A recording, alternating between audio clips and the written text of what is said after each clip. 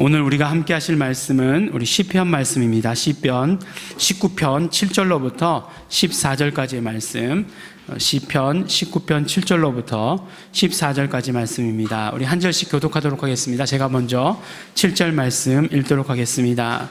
여호와의 율법은 완전하여 영혼을 소성케 하고 여호와의 증거는 확실하여 우둔한 자로 지혜롭게 하며 여호와의 교훈은 정직하여 마음을 기쁘게 하고 여호와의 계명은 순결하여 눈을 밝게 하도다. 여호와를 경외하는 도는 정결하여 영원까지 이르고 여호와의 규례는 확실하여 다 의로우니 금 곧 많은 정금보다 더 사모할 것이며 꿀과 송이꿀보다 더 달도다. 또 주의 종이 이로 경계를 받고 이를 지킴으로 상이 크니이다. 자기 허물을 능히 깨달을 자 누구리요? 나를 숨은 허물에서 벗어나게 하소서. 또 주의 종으로 고범죄를 짓지 말게 하사 그 죄가 나를 주장치 못하게 하소서. 그리하시면 내가 정직하여 큰 죄과에서 벗어나겠나이다. 나의 반석이시여 나의 구속자이신 여호와여, 내 입의 말과 마음의 묵상이 주의 앞에 연락되기를 원하나이다. 아멘. 아멘. 무엇이 나를 목사로 만들었는가? 네, 아무도 궁금하지 않습니다. 이렇게 많은 분들이 이 목사가 된다라고 얘기할 때 어떤 부르심, 영어로 얘기하면 콜링이라고 이렇게 얘기하죠. 그런 콜링이 있다고 얘기합니다. 근데 그 콜링도 아주 어떤 신비한 체험을 한다고 해요. 하나님의 음성을 직접 듣는다거나 아니면 어떤 아주 신비한 일들을 경험했다라고 이렇게 합니다. 그런데 저는 목사로 부름받을 때에 그런 어떤 음성도 듣지 못했고 그 다음에 어떤 신비한 그런 경험도 하지 못했습니다. 그렇다고 해서 여러분들 가짜다 그렇게 생각하지 마시기 바랍니다. 네. 그래도 분명 저를 이렇게 목사로 인도한 어떠한 사건이 있을 것이다 라고 이렇게 생각이 듭니다. 네, 그 분명한 사건이 있어요. 네, 분명한 사건이 뭐냐면 바로 성경 공부입니다. 성경 공부. 제가 이제 그 대학생 때 우리 대학생들 위한 프로그램 비단후의 발을 경험했습니다. 그리고 이제 매주 토요일 날 이렇게 성경 공부에 이렇게 참석했습니다. 네, 그 토요일 날 성경 공부에 참석하고 토요일 날은 이제 비단후의 바 청년들끼리 성경 공부하는 것이었고, 그 다음에 그때 이제 지금까지 내려오는 전통처럼 월요일과 목요일에 이렇게 성경 공부가 있었습니다. 월요일은 오전이었고 목요일은 지금처럼 오후였습니다. 저녁이었어요. 목요일 저녁 성경 공부에 갔습니다. 학교에서 이제 수업이 끝나고 나면 정말 부지런히 와가지고 성경 말씀을 듣고 이제 집으로 가곤 하고 그랬습니다.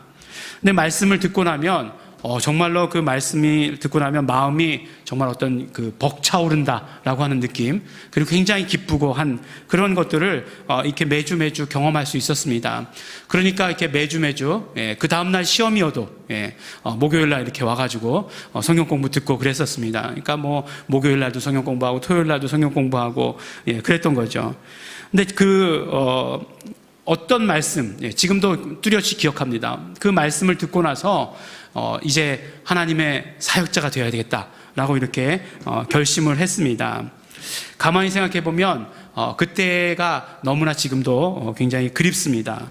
물론 어떤 면으로는 지금 훨씬 더 성경을 잘 알게 되었고, 또 많은 분들이 아시는 것처럼 그 성경 공부의 말씀을 또 요약하고 정리까지도 할 수 있게 되었지만, 그렇지만 그때의 그런 어떤 마음의 벅차오름, 그런 것들에 대해서는 또 다시 경험할 수 없는 그런 유형의 그런 어떤 벅차오름이었습니다. 그때의 그런 어떤 벅차오름이 무엇이었을까?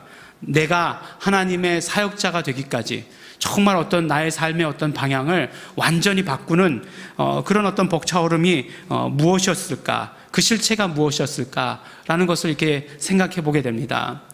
바로 그 벅차오르게 하는 그 실체가 무엇인가? 바로 그것은 말씀 가운데 있는 생명입니다.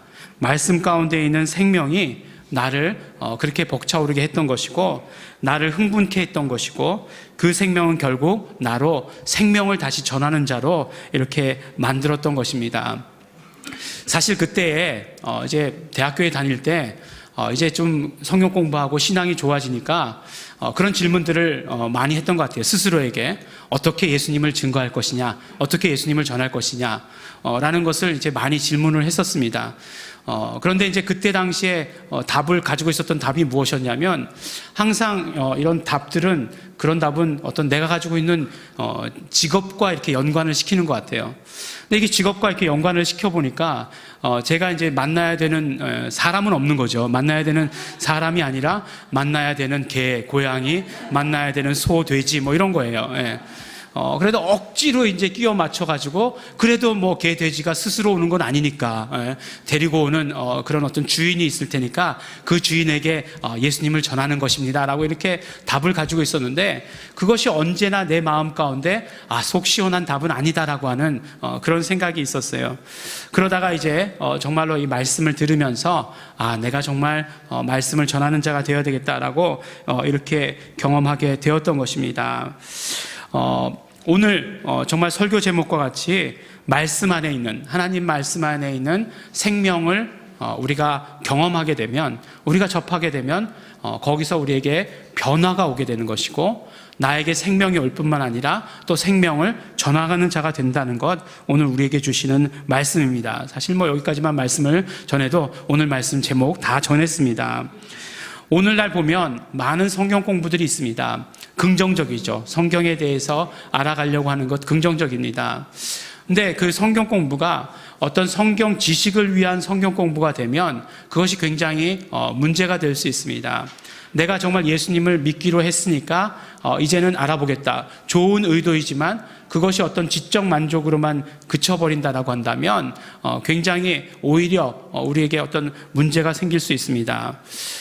부흥회 얘기하면 또 부흥회는 문제 없냐 이렇게 얘기할 수 있겠지만 부흥회하고는 또 좀 느낌이 굉장히 다른 것 같아요. 제가 어릴 때 기억으로는 부흥회가 많았습니다.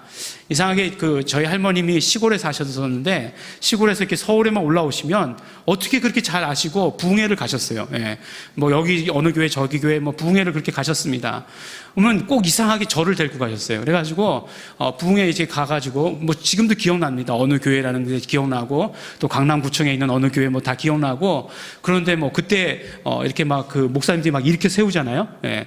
일어났던 기억도 있고 그렇습니다. 어릴 때 초등학교 꼬마애가 뭐 일어나가지고 무슨 말씀에 뭐 일어나라고 해서 일어났는지도 모르는 그런 것들이 없지 않아 있습니다. 그런데 어쨌든 중요한 건 부흥회든 우리가 성경 공부든지 간에 우리는 말씀을 대한다라고 얘기했을 때 말씀을 통해서 무엇을 대하는가 하는 게 굉장히 중요해요. 바로 우리는 말씀을 통해서 예수님을 만나게 되는 것입니다. 말씀을 통해서 예수님을 더 잘 알게 되는 것이에요. 구체적으로 예수님 안에 있는 그 생명을 우리가 경험할 때 우리는 말씀을 대했다, 말씀을 읽었다, 말씀이 우리에게 왔다라고 이렇게 이야기를 합니다. 성경을 보면 예수님을 만난 사람들은 다 생명의 경험을 하게 됩니다. 예수님이 뭐 이런 분이야, 좋은 분이야 라는 어떤 지식을 갖게 된 것이 아니라 예수님으로부터 직접 생명을 받아 가지게 되는 거예요. 예수님을 만나서 예수님의 말씀을 들었을 때 그들에게서 실제로 치료가 일어납니다. 병든 자들이 일어나요. 그들이 어떤 삶을 괴롭히던 어떤 모든 문제로부터 자유케 해주시는 것을 경험하게 되는 거예요. 생명의 경험을 하게 되는 것입니다. 그러니까 예수님의 말씀을 들었을 때, 예수님을 만났을 때 실질적으로 생명의 경험이 이루어지는 것이에요. 그와 마찬가지로 우리도 말씀을 대했을 때, 우리가 말씀을 읽었을 때에 그런 어떤 생명의 경험이, 예수님을 만나는 그런 경험이 우리에게서 그대로 이루어져야 하는 것입니다. 그것을 증거해 주는 말씀이 있죠. 산상수훈이 끝나고 나니까 예수님의 말씀을 들었던 사람들이 이렇게 얘기하잖아요. 그 가르치는 것이 권세 있는 자와 같고 저희 서기관들과 같지 아니함일러라 라고 이렇게 말씀하고 있어요. 서기관들은 딴 거 전했나요? 아니에요. 서기관들도 성경을 이야기했어요. 그런데 성경을 이야기했는데 서기관들이 이야기한 성경과 예수님이 말씀하신 성경은 왜 다르냐 하는 거예요. 뭐가 다르냐 하는 거예요. 바로 예수님께서 말씀하셨던 예수님의 그 말씀 가운데는 생명이 있었던 것이고 그 생명이 실질적으로 역사해서 변화를 일으킬 수 있었던 것이고, 서기관들은 하나님의 말씀을 증거하고 전한 것 같지만 그러나 그 중에서 가장 중요한 생명을 빼놓고 이야기했다는, 그런 것들이 있다는 것을 우리에게 말씀해 주시게 됩니다. 그러니까 우리가 말씀을 대할 때마다 우리는 예수님에 대해서 알게 되는 것이고, 또 예수님이 누구신지 알아야 우리 영성이 자라는 것이고, 또 영성이 우리 자랄 때 우리는 열매 맺게 되는 것입니다. 그런데 그 말씀 가운데 가장 중요한 핵심은 바로 생명이다라고 하는 것을 우리에게 말씀해 주십니다. 그러면 오늘 말씀 가운데, 우리 말씀 제목 가운데 하나님의 말씀 안에 있는 생명이 구체적으로 무엇을 말하는가 하는 것입니다. 하나님의 말씀 안에 있는 생명. 지금까지 다 얘기해놓고 또 물어보고 있죠. 말씀 안에 있는 생명은 뭐냐? 바로 첫 번째로 하나님의 말씀 안에 있는 생명은 바로 예수님을 말씀합니다. 요한복음 1장에서 보면 이렇게 말씀하고 계시죠. 만물이 그로 말미암아 지은 바 되었으니 지은 것이 하나도 그가 없이는 된 것이 없느니라. 그 안에 생명이 있었으니 이 생명은 사람들의 빛이라 라고 이렇게 말씀을 합니다. 예수님 안에는 생명이 있었다라고 이렇게 말씀해 주세요. 그런데 이 생명은 단순히 우리가 가지고 있는 목숨과는 다른 생명이라는 거예요. 어떤 생명이냐? 진짜 생명이다 말씀해 주시는 것입니다. 우리 인간은 창조될 때 어떤 존재로 창조되었느냐? 바로 사는 생명으로 창조되었다는 것입니다. 그런데 예수님은 어떤 생명을 가지고 오셨느냐? 진짜 생명을 가지고 오셨다는 거예요. 그러니까 사는 생명은 진짜 생명을 만나야 살 수 있도록 하나님께서 창조하신 것이고, 그러므로 우리는 예수님을 만날 때만이 진짜 산다라고 이렇게 얘기할 수 있게 되는 것입니다. 그러므로 우리가 진짜 생명을 소유하신 예수님을 만남으로 살게 되는 것이고, 우리는 예수님으로 살아야 된다 이렇게 말씀해 주시는 것입니다. 참 생명이라는 것이 오묘하고 생명이라는 것이 참 귀한 것입니다. 우리가 하나님이 창조하신 자연을 바라볼 때에도 우리가 생명에 대해서 이렇게 생각하는 때가 참 많이 있어요. 그래서 도시에 살게 되면 참 영성이라는 것을 갖고 나가기가 오히려 더 힘들지 않을까라는 그런 생각을 할 때가 있습니다. 오늘 그 시편 말씀을 보면 시편 19편 1절에서부터 우리 6절까지 우리가 읽지는 않았지만, 하늘이 하나님의 영광을 선포하고 궁창이 그 손으로 하신 일을 나타내는도다. 날은 날에게 말하고 밤은 밤에게 지식을 전하니, 막 이런 말씀 있잖아요. 이게 뭡니까? 결국은 자연의 그런 어떤 그 하나님의 피조물에 그 돌아가는 그 역사를 보고서 이렇게 시적으로 이렇게 표현한 거잖아요. 근데 또 특별히 우리 시편 19편은 우리에게 굉장히 익숙한 시편이죠. 왜 그렇죠? 필그림 가이드에 나오잖아요. 그랬어? 이렇게 얘기하시는 분들, 램을 더 경험하시게 되면 필그림 가이드에 그게 있다 이제 아시게 됩니다. 또 이제 19편 이렇게 얘기하면, 우리 그 예전에 우리 공동체 가운데 이 가수가 있었어요. 가수. 뭐라 그러죠? CCM 가수라고 하는 사람이 있었는데, 그 타이틀곡이 시편 19편이었습니다. 그래서 시편 19편이 늘 이렇게 기억이 납니다. 근데 어쨌든지 간에 하나님의 그런 어떤 피조물을 보면서 이렇게 생명을, 우리의 생명까지도 이렇게 생각하게 된다는 거죠. 제가 나중에 꼭 책을 한번 내려고 해요. 내 책을 내려고 하는데 그 책의 제목을 뭘로 하려고 하냐면 텃밭 영성 이런 걸로 이렇게 하려고 이렇게 합니다. 사실은요, 정말 그 굉장히 짧은 기간 동안 이렇게 텃밭을 읽어보는 그런 어떤 경험을 하게 되었어요. 흙을 만지고 거기 이제 흙을 뭐 이렇게 자꾸 좋은 것으로 만들어가고 밭을 좋은 밭으로 만들어가고 하는 그런 경험들이 저에게 있어서는 굉장히 귀한 경험이었고, 또 이렇게 뭐 농사는 아니죠. 농사라고 얘기할 수 없을 정도로 그런 어떤 작물들을 지으면서 굉장히 사역과 비슷하다. 그래서 굉장히 그것을 통해서 위로받던 그런 경험들이 없지 않아 있었습니다. 기억나는 게 있는데, 어떤 해에는 굉장히 가뭄이 들었던 해가 있었어요. 근데 사실은 저희 그 교회 앞에 이렇게 수로가 흐르고 있기 때문에, 한강으로부터 오는 물이 흐르고 있기 때문에 아무리 가뭄이 심해도 물 걱정은 안 합니다. 그냥 거기서 이렇게 퍼서 날라서 뿌려주기만 하면 돼요. 그럼에도 불구하고 늘 하여간 가뭄이 들면 신경이 그 밭에 가 있는 거예요. 언제 물 줘야 되나, 또 물 너무 많이 줬다가 또 이 모든 것들이, 식물들이 다 녹아버리면 어떡하나, 그런 생각들. 또 이렇게 뭐 가지치기 해줘야 되잖아요. 가지치기 해줘야 되는데 정말 뭣도 모르고 가지치기 해가지고 어떤 가지 열매를 맺어야 되는 가지를 싹둑 잘라가지고 아예 그냥 죽여버린 그런 어떤 참 미안함, 내가 너를 죽였구나 막 그런 미안함 같은 것들. 어떤 것들 보면 또 시들시들 다 말라가요. 근데 저녁에 이렇게 막 그냥 물을 줬더니만 아침이 되니까 이렇게 막 살아나요. 얼마나 대견스러운지 몰라요. 정말 상추, 뭐 고추 이런 것들이 정말 이뻐 보입니다. 야, 너 정말 대견스럽다라고 이렇게 생각하게 돼요. 그런데 꼭 함께 그것과 함께 생각되는 것은 무엇이냐면 우리 하나님 아버지를 누구라고 어떻게 표현하고 있습니까? 하나님 아버지를 농부라고 이렇게 말씀하고 계시잖아요. 그 농부이신 하나님께서 우리 한 사람 한 사람의 생명에 대해서 얼마나 더 소중하게 다루고 계실까라고 하는 그런 것들이 느껴진다고라고 하는 것이에요. 그렇잖아요. 정말 오늘 또 다 죽어가는 줄 알았더니 또 그 다음날 보니까 또 살아났어. 하나님께서 얼마나 기뻐하실까? 하나님께 대한 그런 어떤 감사가 얼마나 클까라고 하는 것. 그래서 정말 하나님께서는 우리 한 사람 한 사람의 생명이 너무나 귀하기 때문에 하나님이 가지고 계신 그 생명을 예수 그리스도께 주어서 예수 그리스도께서 오심으로 말미암아 우리에게 생명을 주도록 그렇게 하셨다라고 한다는 것입니다. 그래서 독생자 예수 그리스도께서 육신의 몸을 입고 이 땅에 오셨고 십자가에 죽으시고 부활하시고 또 그것을 우리가 믿음으로 말미암아 생명을 우리가 받을 수 있게 되었다는 것, 이것이 얼마나 감사하고 이것이 얼마나 놀라운 사실인가 하는 것이에요. 그렇기 때문에 하나님께서 전체 성경을 통해서 우리에게 주시는 말씀은 한 문장으로 말할 수 있습니다. 무엇입니까? 너희에게 생명을 주려 한다. 그래서 독생자 예수를 보낸다 라고 이렇게 한 문장으로 줄일 수 있다는 것입니다. 그리고 예수님께서는 하나님의 이 뜻을 받아가지고 이 땅 가운데 오셨어요. 그래서 우리에게 이렇게 말씀하시는 것 아니에요? 너희가 성경에서 영생을 얻는 줄 생각하고 성경을 상고하거니와 이 성경이 곧 내게 대하여 증거하는 것이다 라고 말씀하고 계세요.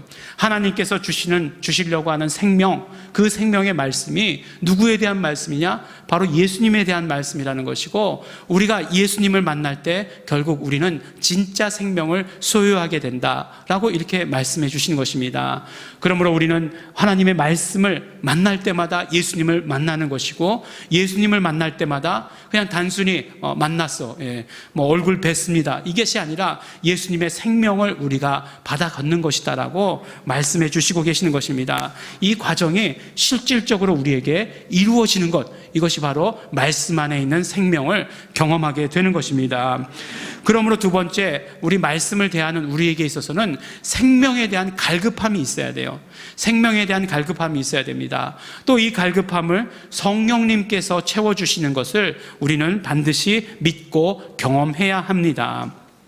오늘 시편 기자는 이렇게 말씀하고 계세요. 10절 말씀해 보니까 금, 곧 많은 정금보다 더 사모할 것이며 꿀과 송이꿀보다 더 달도다. 뭐를요? 그 여호와의 모든 그런 어떤 하나님의 말씀, 이런 걸 얘기하는 거잖아요. 하나님의 말씀이 정말 순금보다 내가 더 사모한다 이렇게 얘기하는 것이고, 꿀과 송이꿀보다 더 달다 이렇게 얘기하고 있습니다. 여러분들, 우리에게 정말 이런 일들이 이루어지고 있습니까? 하나님의 말씀이 순금보다 더 좋다, 더 사모한다. 아멘이 안 나오나요? 주저하게 되나요? 그 순금이라는 거 좋아요. 그죠? 여기서 뭐 금덩어리라는 거 있잖아요.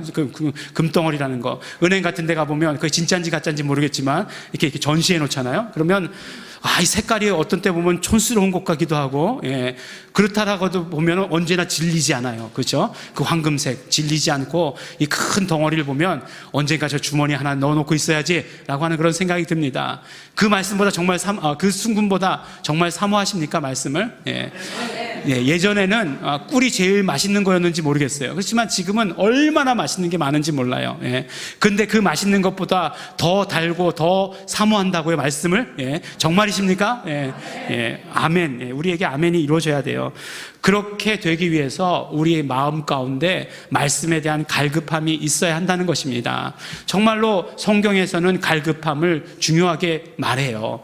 영적인 가난함이라고 이렇게 얘기까지 하잖아요. 그래서 언제나 우리가 우리가 말씀에 대해서 갈급해야 한다는 것입니다. 갈급하면 우리가 정말 늘 그냥 보통 때 마시는 물하고 막 갈증 나서 마시는 물하고 물맛이 다르잖아요. 왜 다르겠습니까? 똑같은 물인데 그만큼 갈급함이 우리로 하여금 그것을 느끼게 해주는 것이잖아요. 우리 말씀에 대해서 언제나 갈급함이 있어야 됩니다. 정말 생명에 대한 어떤 갈급함이 있어야 되는 것이에요. 우리가 정말 어떤 신앙이 좋아질 때는 갈급함이 있을 때 신앙이 좋아져요. 그러나 우리에게 많은 풍족함이 있을 때 그것이 어떨 때 보면 축복인 것처럼 보이지만 그러나 하나님께로부터 멀어지게 하는 것일 때가 너무나 많은 것을 봅니다. 그렇기 때문에 우리는 스스로가 말씀에 대해서 생명에 대해서 갈급함을 가져야 하는 것이고 갈급할 때에 성령님께서 우리에게 채워주시는 것을 경험해야 합니다. 성령님은 우리의 모든 갈급함을 채워주시는 분이세요. 찬양에도 보면 성령님에 대해서 얘기할 때 목마른 사슴 시냇물을 찾아 헤매듯이 내 영혼 주를 찾기에 갈급하나이다 이렇게 얘기하면 주님만이 나의 힘 이렇게 말씀하잖아요. 가물어 메마른 땅에 단비를 내리시되, 오늘은 비가 많이 와가지고 저 성경 구절이 좀 안 맞는 것 같은데 성령의 단비를 주어 새 생명 주옵소서 이렇게 말씀하시잖아요. 성령님께서 오시면 바로 성령님께서 우리에게 생명을 주시는 것과 깊은 연관이 있으신 것을 말씀해 주세요. 왜냐하면 항상 예수님과 성령님은 뗄래야 뗄 수 없는 그런 관계 가운데 계시기 때문에 그렇습니다. 우리가 생명을 갈급해 한다는 것, 예수님을 갈급해 한다는 것이고 예수님을 갈급해 하면 바로 성령님께서 우리에게 채워주신다라고 말씀해 주시는 것입니다. 또 갈급해 한다는 상태가 어떤 상태입니까? 갈급해 한다는 것은 그 상태는 결국 보면 내가 무엇을 어떻게 할 수 없다는 것이에요. 내가 무엇을 어떻게 할 수 없는 상태가 바로 갈급한 그런 상태입니다. 그럴 때에 성령님께서 우리를 도와주신다는 것이에요. 생명을 채워주신다는 것입니다. 이와 같이 성령도 우리 연약함을 도우시나니 우리가 마땅히 빌 바를 알지 못하나 오직 성령이 말할 수 없는 탄식으로 우리를 위하여 친히 간구하시느니라 말씀해 주시는 것이에요. 그리고 그렇게 우리가 갈급해하고 간구하면 성령님께서 우리에게 생명을 풍성하게 해주신다는 것입니다. 예수님께서 말씀하셨던 것처럼 내가 주는 물을 먹는 자는 영원히 목마르지 아니하리니 나의 주는 물은 그 속에서 영생하도록 솟아나는 샘물이 될 것이다 라고 말씀해 주고 계세요. 그리고 요한복음 7장에 보면 그 배에서 생수의 강이 흘러나리라 말씀하시면서 그 생수의 강은 바로 우리 안에 거하시는 성령님이시다라고 말씀해 주시는 것입니다. 그러므로 우리가 생명의 갈급함을 가지고 말씀을 대할 때마다 우리는 그 성령님께서 우리에게 채워주시는 그 정말 만족함을 우리는 경험하게 될 것이다 라고 이야기해 주시는 것이고, 그러므로 우리가 말씀에 대해서, 생명에 대해서, 예수님에 대해서 더 갈급해야 된다 말씀해 주시는 것입니다. 마지막으로 정말 말씀 가운데 생명을 경험하는 데 있어서 그것을 방해하는 것이 있다는 것이에요. 그 방해하는 것이 무엇이냐? 바로 죄의 문제다라고 이렇게 말씀해 주십니다. 오늘 시편 기자도 보면 마지막에 솔직하게 고백하는 것이 무엇이냐? 죄의 문제에 대해서 말씀하고 있어요. 자기 허물을 능히 깨달을 자 누구리요? 주의 종으로 고범죄를 짓지 말게 하사 그 죄가 나를 주장치 말게 하소서. 고범죄 되게 멋있는 죄 같지만 고의로 짓는 죄. 지금 오늘날 성경 번역들은 다 그렇게 번역하고 있습니다. 고의로 죄를 짓지 않게 하기를 간절히 원하고 있습니다. 우리에게 있어서도 마찬가지입니다. 하나님께서는 우리가 생명을 풍성히 누리기를 원하고 계십니다. 그런데 그 생명을 누리는데 방해하는 것이 무엇이냐면 죄예요. 정말 고의로 짓든지 간에 어떻게 짓든지 간에 죄라고 하는 모든 것들이 우리를 하나님의 그런 어떤 좋은 생명으로부터 멀어지게 한다라고 하는 것입니다. 이렇게 비유하잖아요. 햇빛이 아무리 강해도 창호지 한 장으로 막을 수 있다는 것이에요. 하나님의 은혜가 아무리 그 생명이 아무리 밝고 뜨겁다 할지라도 죄는 하나님께로부터 오는 그 모든 것들을, 좋은 것들을 막을 수 있다라고 말하는 것이에요. 그러므로 우리가 말씀 가운데 생명을 풍성히 누리기 위해서 해야 되는 것은 무엇이냐면 죄를 회개하는 일을 해야 하는 것입니다. 죄로부터 멀어지는 것들을 우리가 해야 한다는 것이에요. 그런데 가만히 가만히 보면요, 우리가 죄를 언제 발견할 수 있느냐? 죄는 사실은 우리가 말씀 가운데서 발견할 수 있는 것이에요. 말씀을 볼 때 발견할 수 있는 것입니다.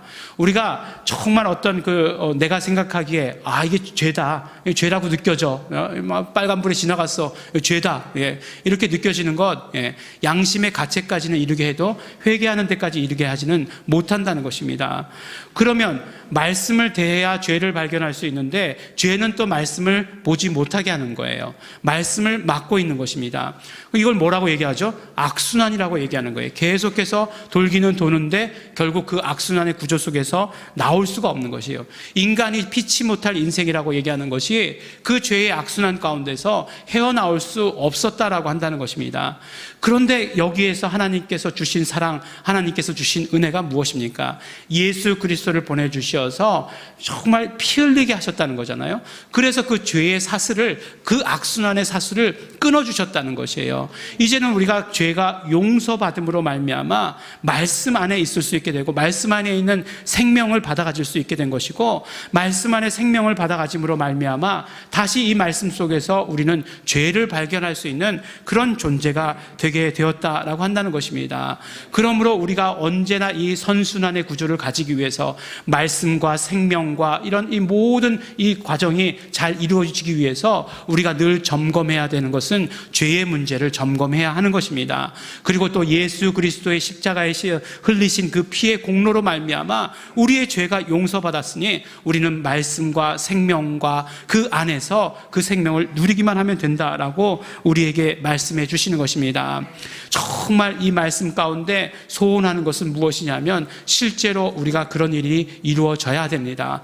좋은 말씀이고 예수님의 피가 좋고 다 알지만 실제로 우리가 경험해야 하는 것이에요. 우리의 죄를 회개해야 합니다. 처음에 죄를 회개하려면요, 생각나지 않아요. 내가 무슨 죄가 있어, 뭐 얼마나 죄가 있어. 그러다 보니까 그냥 예전에 내가 돌을 던졌는데 내가 의도치 않는 방향으로 돌을 던져가지고 창문을 깼던 게 기억났어요. 근데 이제 그걸 이제 감춰왔어요. 이게 죄구나. 그래서 하나 얘기했습니다. 그러면 이제 그 하나 이야기한 모든 죄들이 하나님께서 죄를 깨닫게 해주시는 데까지 이르게 되는 것이에요. 그리고 나서 죄에 대해서 이제는 또 민감하게 해주십니다. 이렇게 행동했을 때, 내가 이 길로 갔을 때 이것은 죄의 길이다라고 하는 것을 우리에게 알게 해주시는 것이에요. 그렇기 때문에 우리가 정말 실질적으로 죄로부터 멀어져서 우리가 생명을 풍성히 누리는 것, 너무나 중요합니다. 예수님을 우리가 매일매일의 삶 가운데서 경험하는 것 너무너무나 중요한 것입니다. 우리가 말씀을 읽을 때 우리가 알게 되는 것, 알아야 되는 것은 무엇이냐면 하나님을 알아야 되는 것이고, 구체적으로 예수님을 알고 성령님을 알아야 되는 것입니다. 우리가 지식을 얻기 위해서, 지적인 만족을 위해서 성경을 읽는 것 결코 아닙니다. 또 말씀을 대할 때마다 우리는 그 말씀 가운데서 생명을 경험해야 되는 것입니다. 실제로 우리 가운데 변화시킬 수 있는 그 생명의 역사를 우리는 경험하는 것입니다. 예수님은 말씀이 육신이 되어서 오셨습니다. 그 안에 생명이 있다라고 말씀하십니다. 그 생명, 바로 예수님을 경험하는 것입니다. 말씀을 대할 때마다 우리는 예수님을 경험하는 것입니다. 또한 우리가 갈급해야 하는 것입니다. 우리가 갈급할 때마다 예수님의 생명을 경험하게 되는 것이고, 그것을 성령님께서 도와주시는 것입니다. 우리 사랑하는 우리 예일중앙교회 성도 여러분, 우리 말씀 안에 있는 생명을 풍성하게 경험하시는 우리 한 주간, 우리의 모든 삶이 되기를 바랍니다. 우리 매일매일의 삶 가운데서 예수님을 만나고 예수님께서 주시는 생명으로 풍성히 누리시길 바랍니다. 건강을 누리시고 기쁨을 누리시고 감사하시고, 정말 나를 괴롭히는 그런 모든 것들로부터, 생각과 모든 저주로부터 다 떨쳐 일어나시기를 바랍니다. 그러므로 말미암아 정말 언제나 생명이 충만한, 예수님으로 성령님으로 충만한 우리 성도 여러분들이 되시기를 예수 이름으로 축원합니다. 우리 기도하시겠습니다. 우리 기도하실 때 우리 감사하시면서 또 회개하시면서 우리 결단하시면서 기도하게 되기를 바랍니다. 우리가 언제나 예수 그리스도의 생명으로 충만하기를 소원합니다. 내 가운데 충만치 못하게 하는 죄가 있었던 것들 예수의 피를 의지하오니 용서하여 주시옵소서. 내가 언제나 갈급함 이름으로 생명을 구하기를 소원합니다. 성령님이시여 도와주시옵소서. 성령님이시여 나에게 생명을 풍성히 누리게 하여 주시옵소서. 우리 감사하시면서 고백하시고 우리 정말 결단하시면서 하나님께 우리의 모든 결단을 드리도록 하겠습니다. 기도하시겠습니다.